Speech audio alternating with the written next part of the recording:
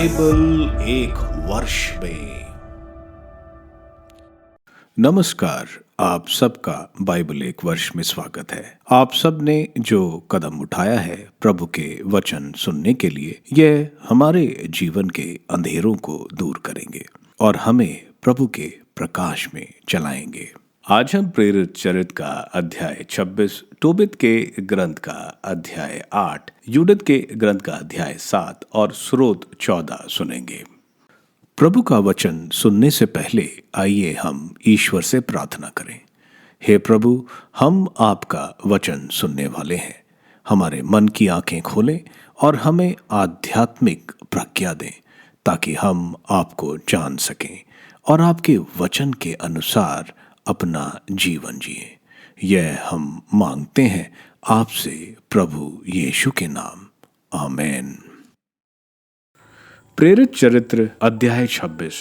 Agrippa के सामने पौलुस का भाषण। अब अग्रिप्पा ने पौलुस से कहा, तुम्हें अपनी सफाई देने की अनुमति है। इस पर पौलुस हाथ फैलाकर अपनी सफाई देने लगा। महाराज अग्रिप्पा, यहूदियों ने मुझ पर बहुत से अभियोग लगाए हैं। इस संबंध में मैं आज आपके सामने अपनी सफाई दे सकता हूँ। यह मैं अपना सौभाग्य मानता हूँ, विशेष रूप से इसलिए कि आप यहूदियों की प्रथाओं तथा विवादों से पूरी तरह परिचित हैं। मेरी प्रार्थना है कि आप धैर्य से मेरी बात सुनें। मेरा जीवन युवावस्था से अपने राष्ट्र के लोगों के बीच और यरूशलेम में ही बीता, इसलिए सब यहूदी जानते हैं कि प्रारंभ से ही मेरा आचरण कैसा था। वह मुझे बहुत समय से जानते हैं और यदि चाहें तो साक्ष्य दे सकते हैं कि मैंने फरीसी के रूप में अपने धर्म के सबसे कट्टर संप्रदाय के अनुरूप जीवन बिताया है। ईश्वर ने हमारे पूर्वजों से जो प्रतिज्ञा की है, उसी की आशा के कारण मुझ पर मुकदमा चल रहा है। हमारे 12 वंश दिन रात ईश्वर की उपासना में दृढ़ बने रहते हुए उस प्रतिज्ञा की पूर्ति देखने की आशा करते हैं। महाराज, उस आशा के संबंध में यहूदी मुझ पर अभियोग लगाते हैं। मैं यहूदियों से यह पूछना चाहता हूँ कि आपको यह बात क्यों अविश्वसनीय लगती है कि ईश्वर मृतकों को पुनर्जीवित करता है। मैं भी इस तरह ईसा नाजरी के नाम का विरोध करना अपना कर्तव्य समझता था। मैंने यरूशलेम में वही किया। मैंने महायाजकों से अधिकार प्राप्त कर बहुत से संतों को बंदीगृह में डाल दिया और जब उन्हें प्राण दंड दिया जा रहा था तो मैंने इसके लिए अपनी सहमति दी थी। मैं उन्हें सभी सभागृहों में बारंबार दंड दिलाकर ईश निंदा के लिए बाध्य करने का प्रयत्न करता था। मेरा प्रकोप इतना बढ़ गया था कि मैं विदेशी नगरों में भी जाकर उनको सताता था।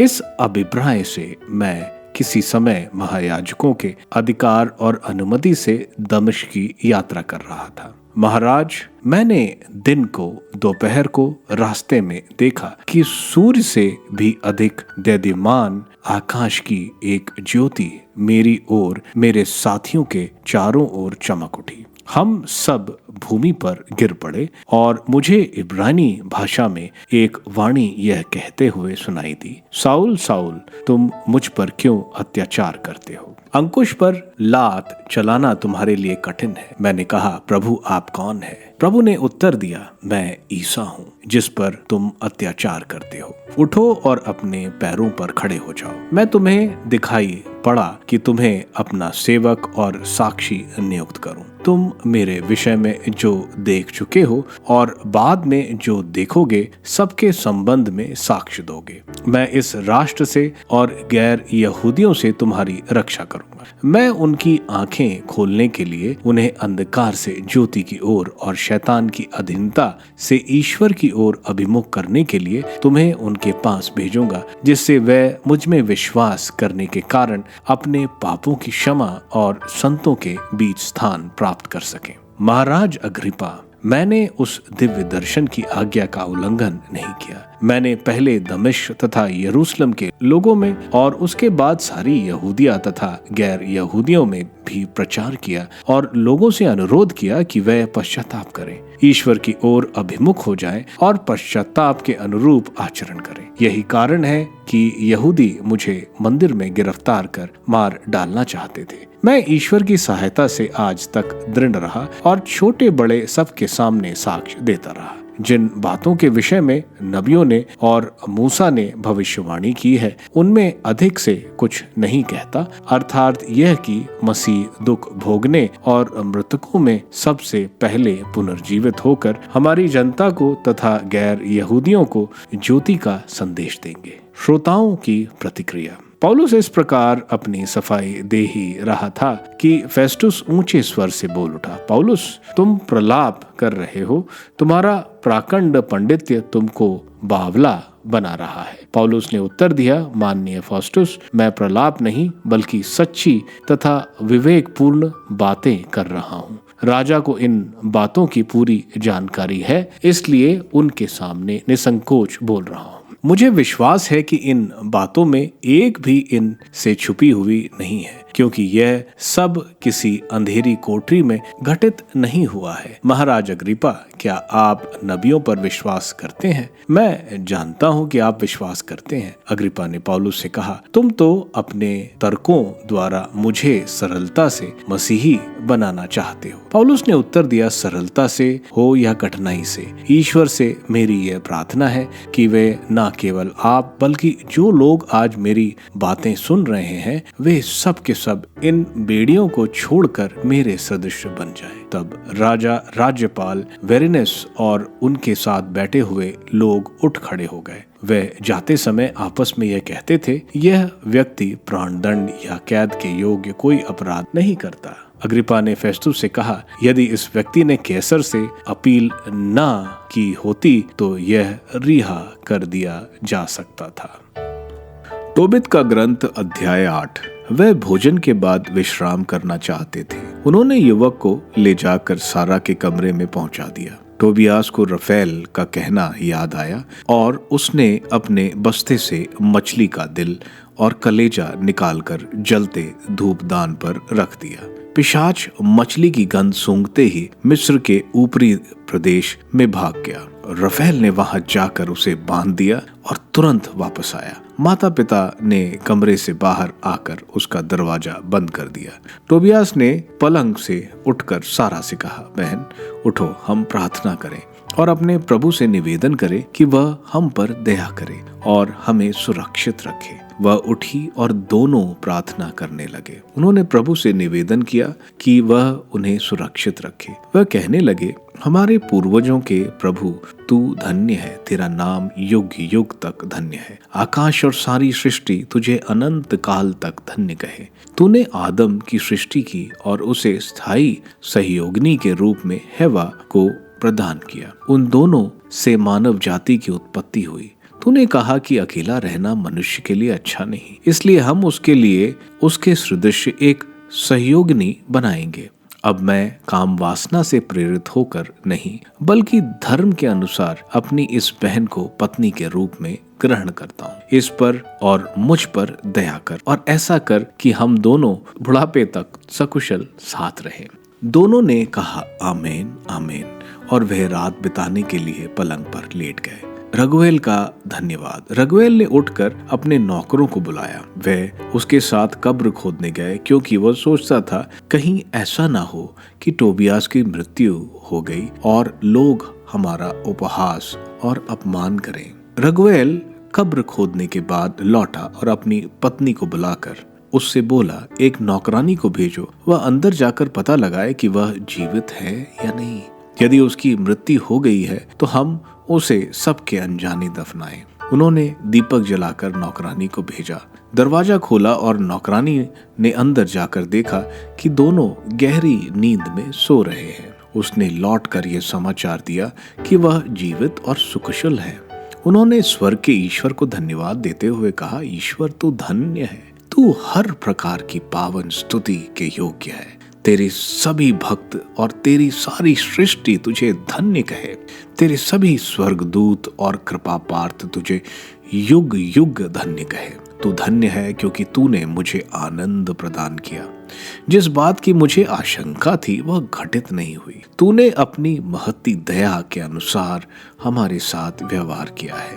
तू धन्य है क्योंकि तूने हमारी 2 एकमात्र संतानों पर दया की है। प्रभु, उन्हें कृपा और सुरक्षा प्रदान कर। वे आनंद में जीवन बिताएं और अंत तक तेरे कृपा पात्र बने रहें। इसके बाद उसने अपने नौकरों को भोर से पहले कब्र भरने का आदेश दिया। उसने अपनी पत्नी को बहुत सी रोटियां सेकने को कहा।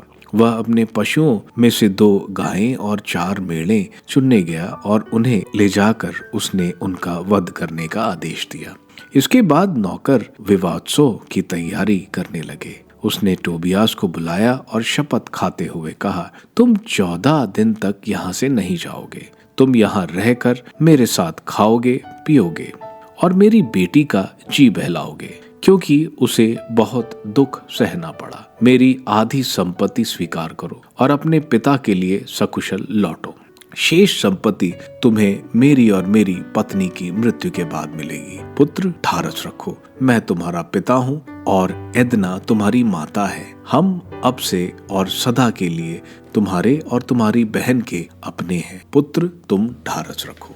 यूदित का ग्रंथ अध्याय 7। बेतुलिया का घेरा। दूसरे दिन हेलीफोरस ने अपनी सारी सेना तथा अपने अन्य सब सहायक सैनिकों को बेतुलिया पर आक्रमण करने, पहाड़ी गाठों को जाने वाले मार्गों पर अधिकार करने और इजरायलियों के विरुद्ध युद्ध छेड़ने की आज्ञा दी। उसके सारे सैनिक उसी दिन चल पड़े। उसकी सेना में 1,70,000 पैदल सैनिक और 12,000 घुड़सवार थे। उनके साथ बहुत सारा सामान और उनके साथ चलने वाले असैनिकों की बहुत बड़ी संख्या थी। उन्होंने बेतुलिया के सामने के मैदान में जलस्रोत के पास एक ऐसे क्षेत्र में पड़ाव डाला जो दोतान की और बेलबेन तक चौड़ा, बेतुलिया से इस्त्रातोन के सामने क्यानामो तक लंबा था। इजरायली उनकी भारी संख्या देखकर विस्मित हो गए और एक दूसरे से कहने लगे, अब ये पूरा देश चाट कर साफ कर दें। इनका भार बड़े बड़े पर्वत, घाटियां और पहाड़ियां भी ना वहन कर सकेंगी। प्रत्येक व्यक्ति ने अपने शस्त्र अस्त्र हाथ में लिए उन्होंने बुर्ज पर आग सुलगाई और रात भर पहरा देते रहे। दूसरे दिन हेलीफोरस बेतुलिया में रहने वाले इजरायलियों के देखते देखते अपने सारे घुड़सवार सैनिकों को बाहर ले गया। उसने उनके नगर की ओर जाने वाले मार्गों का निरीक्षण किया, उनके जलस्रोतों को ढूंढ ढूंढ कर अपने अधिकार में ले लिया और पहरे के लिए उन पर सैनिक नियुक्त कर दिए। तब वह स्वयं अपनी सेना के पास लौटा। अब एसाव वंशियों के सब मुखिया, मोआबी सेना के सब नेता और समुद्र तट के सेना अध्यक्ष उसके पास जाकर बोले, हमारे स्वामी, हमारी एक बात सुने जिससे आपकी सेना की क्षति ना हो। इजरायली अपने भालों पर इतना भरोसा नहीं रखते, बल्कि उनकी शिखरों का भरोसा रखते हैं जिन पर वे रहते हैं, क्योंकि सच पूछिए तो उनके पर्वत शिखरों पर पहुंचना सरल नहीं। स्वामी, इसलिए इनसे वैसी लड़ाई मत कीजिए जैसे खुले युद्ध क्षेत्र में होती है और आपकी सेना के एक भी आदमी की मृत्यु नहीं हो। आप अपनी सेना के प्रत्येक सैनिक को अपने पास सुरक्षित रखते हुए अपने पड़ाव में ही रहें और हम आपके सेवक उस स्रोत को अधिकार में कर लें जो पहाड़ की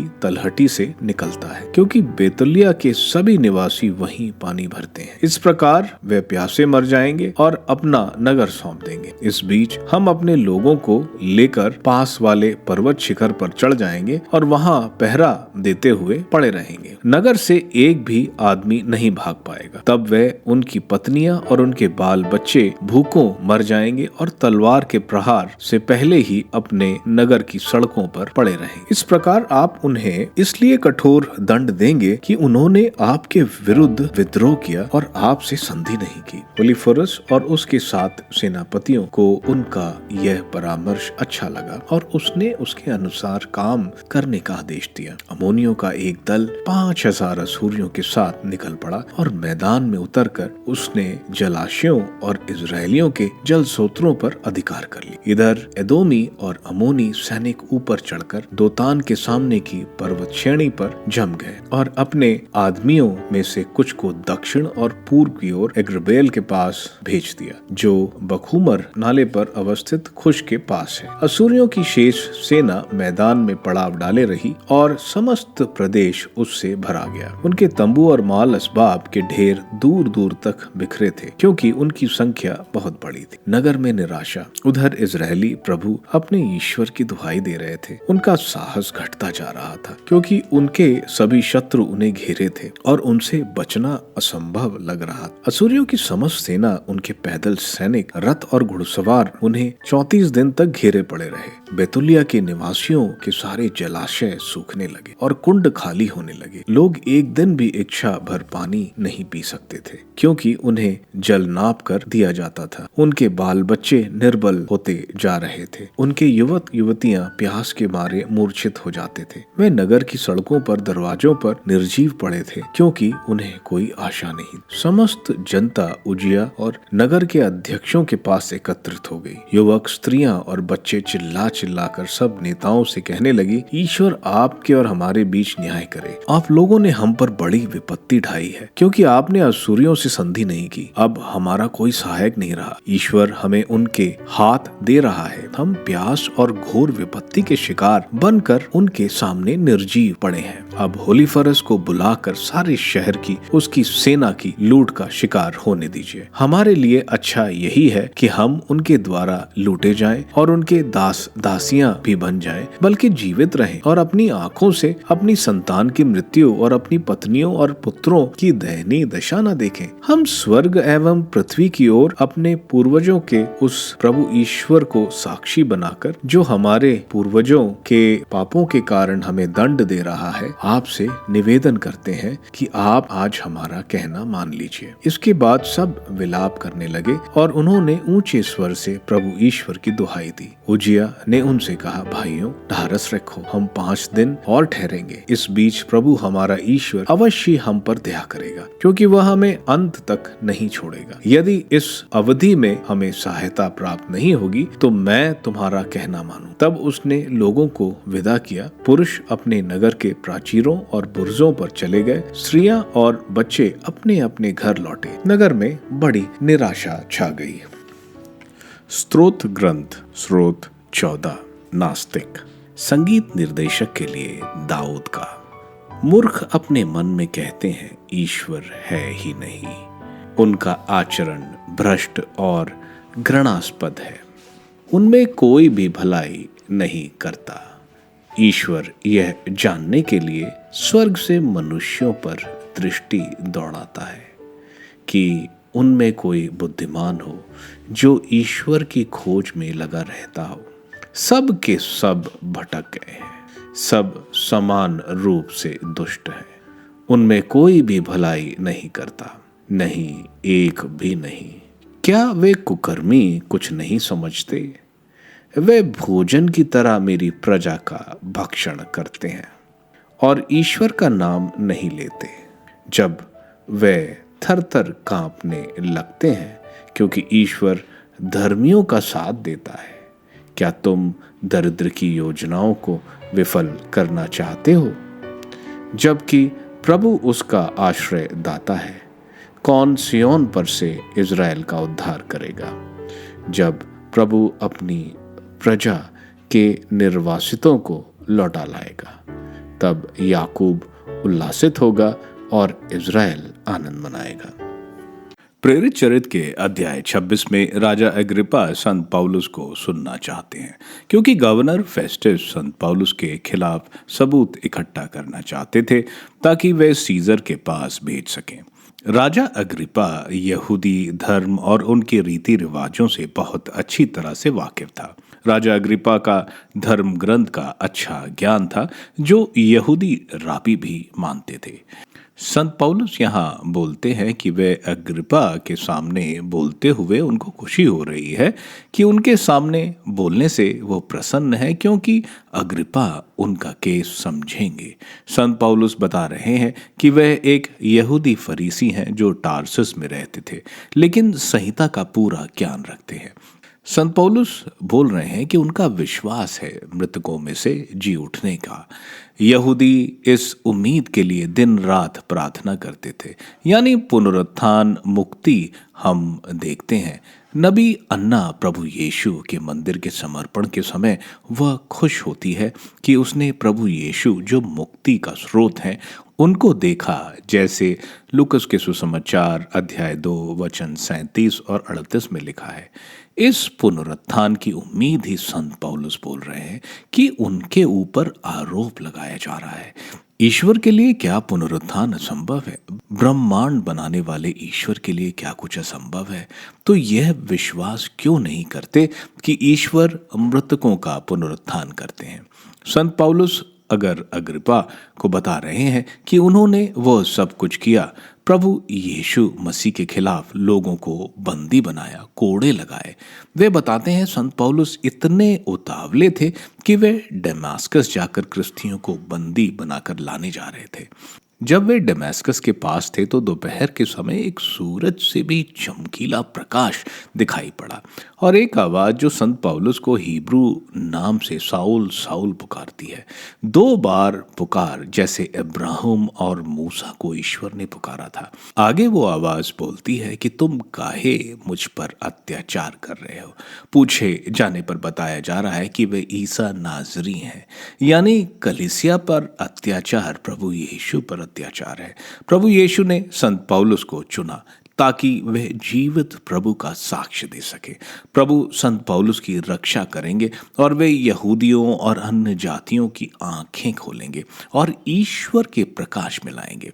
संसार शैतान के अधीन है, प्रभु यीशु में उनका विश्वास उन्हें पाप क्षमा दिलाएगा और ईश्वर के चुने लोगों में सम्मिलित करेगा। संसार धन, ऐश्वर्य, अय्याशी और औधों को तवज्जो देती है, लेकिन ईश्वर का राज्य इसके विपरीत है।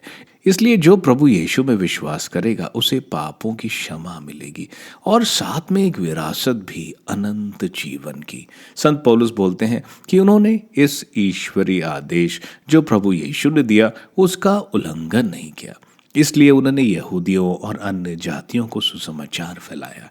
संत पौलुस का संदेश, अपने पापों पर पश्चाताप करो और ईश्वर की तरफ मुड़ो। एक बदलाव आना चाहिए, फिर पुरानी जिंदगी की तरफ नहीं वापस जाना चाहिए। संत पौलुस आगे बोलते हैं कि उनको मारने की बहुत कोशिश की गई, लेकिन प्रभु ने उनकी हर जगह रक्षा की। मूसा के ग्रंथ और नबियों के ग्रंथ बताते हैं कि मसीहा को कष्ट सहना पड़ेगा और मरना पड़ेगा ताकि हमें पापों से मुक्ति मिले, जैसे यशायाह के ग्रंथ अध्याय 53 और स्रोत 22 में लिखा है। पवित्र आत्मा से पूर्ण होकर प्रभु के शिष्य और प्रेरित प्रभु की ज्योति पूरे संसार में फैलाएंगे। संत पौलुस ने शुरुआत तो अपने बचाव के लिए किया था, लेकिन अब वे सुसमाचार का प्रचार कर रहे थे अग्रिप्पा को और जो लोग वहां बैठे थे। इसलिए अग्रिप्पा संत पौलुस को बोलते हैं कि क्या तुम मुझे क्रिस्ती बना रहे हो? गवर्नर और राजा वहां से उठ जाते हैं और मानते हैं कि संत पौलुस ने कोई ऐसा अपराध नहीं किया कि उनको प्राणदंड मिले। अगर वे सीजर से न्याय नहीं मांगते तो शायद उनको रिहा कर दिया जाता। यह अध्याय हमें प्रेरित करता है कि हमें अपना साक्ष्य दूसरों को देना चाहिए जो प्रभु ने हमारे लिए किया है। टोबित के ग्रंथ के अध्याय 8 में हम देखते हैं, टोबित देवदूत रफेल के कहे अनुसार हृदय और जिगर को जलाता है, जिससे शैतान अस्मदेउस वहां से भागता है और देवदूत रफेल उसको बांध देते हैं। इसके बाद टोबियास एक बहुत अच्छी प्रार्थना ईश्वर से करता है।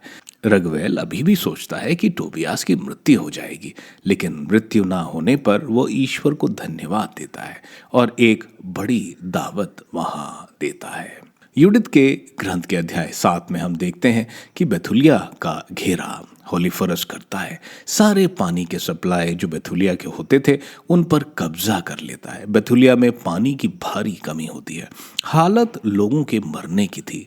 सारे लोग दुश्मन को समर्पण की बात करते हैं, लेकिन उजाया के कहने पर वे कुछ और समय के लिए रुक जाते हैं। स्रोत ग्रंथ के 14वें स्रोत एक विलाप का स्रोत है, कैसे दुष्ट ईश्वर के लोगों को अत्याचार कर रहे हैं, लेकिन स्रोतकार को पूरा भरोसा है कि दुष्ट के ऊपर ईश्वर न्याय करेंगे। आप सबको धन्यवाद ईश्वर के वचन सुनने के लिए। मैं आपसे विनती करता हूं कि आप बाइबल एक वर्ष में को दूसरों के साथ शेयर करें, क्योंकि प्रभु का वचन स्वयं प्रभु यीशु है। प्रभु को दूसरों को देने वालों को प्रभु की आशीष जरूर मिलेगी। मैं आप सबका बड़ी बेसब्री से कल इंतजार करूंगा। धन्यवाद।